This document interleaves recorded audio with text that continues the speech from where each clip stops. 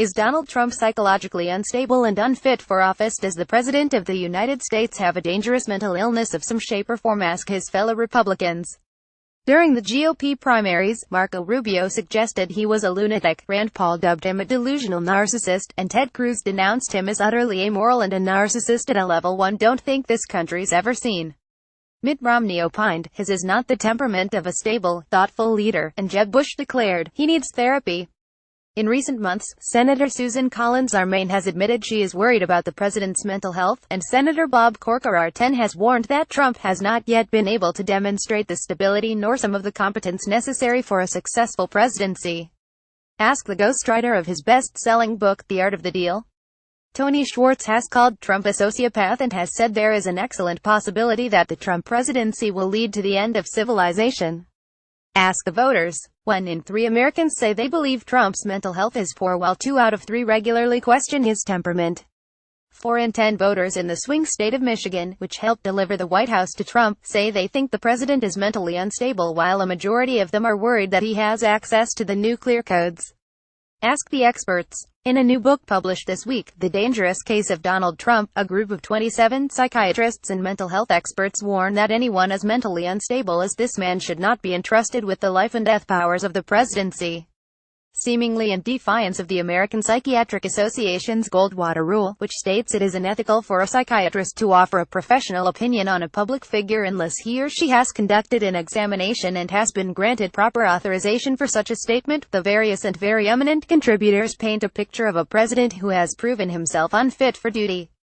Stanford University psychologist Philip Zimbardo, of the famous Stanford Prison Study, suggests the unbalanced Trump is a specific personality type, an unbridled, or extreme, present hedonist and narcissist.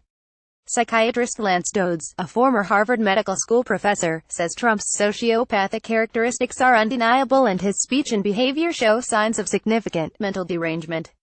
Clinical psychologist John Gartner, a 28-year veteran of Johns Hopkins University Medical School, argues that Trump is a malignant narcissist and evinces the most destructive and dangerous collection of psychiatric symptoms possible for a leader.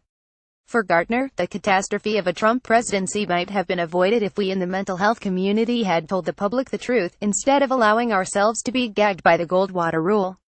The Dangerous Case of Donald Trump was conceived of and edited by Professor Bondi Lee, a forensic psychiatrist on the faculty of Yale School of Medicine, who writes of her profession's moral and civic duty to warn the American public about the threat posed by their volatile, erratic and thin-skinned president.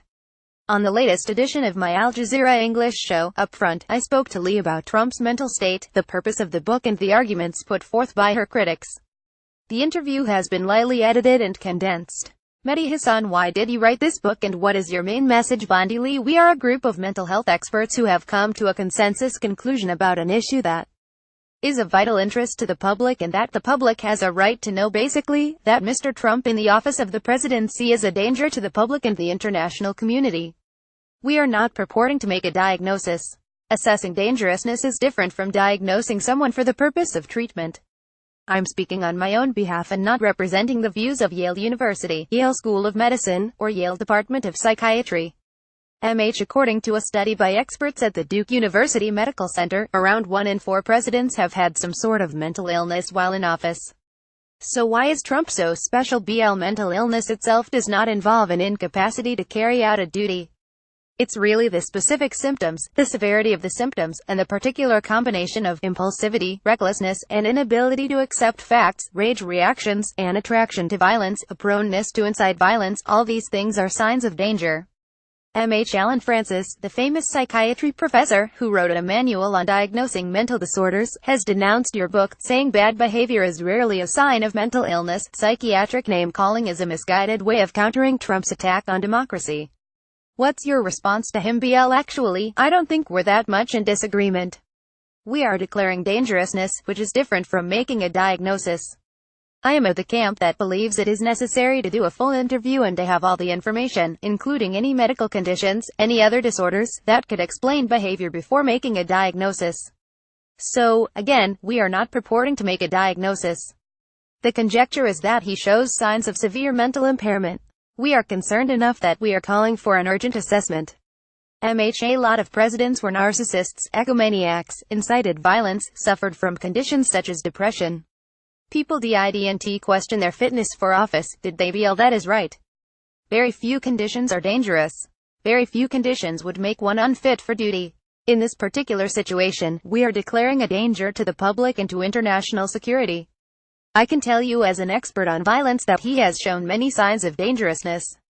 The most obvious ones might be verbal aggressiveness, history of sexual assault, incitement of violence at his rallies, attraction to violence and powerful weapons, provoking hostile nations, and, more recently, an endorsement of violence during the protests in Charlottesville, and sparring with another nuclear power that has an unstable leader. All these things are signs of dangerousness.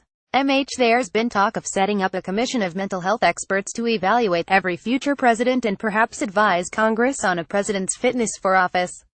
Should Donald Trump be removed from office based on his mental state? Should the 25th Amendment, which discusses how to remove a president if he is unable to discharge the powers and duties of his office, be invoked? Well, we're merely recommending that procedures be put in place to evaluate every presidential candidate and every president, in the same manner that every military officer and every civilian service person is put through.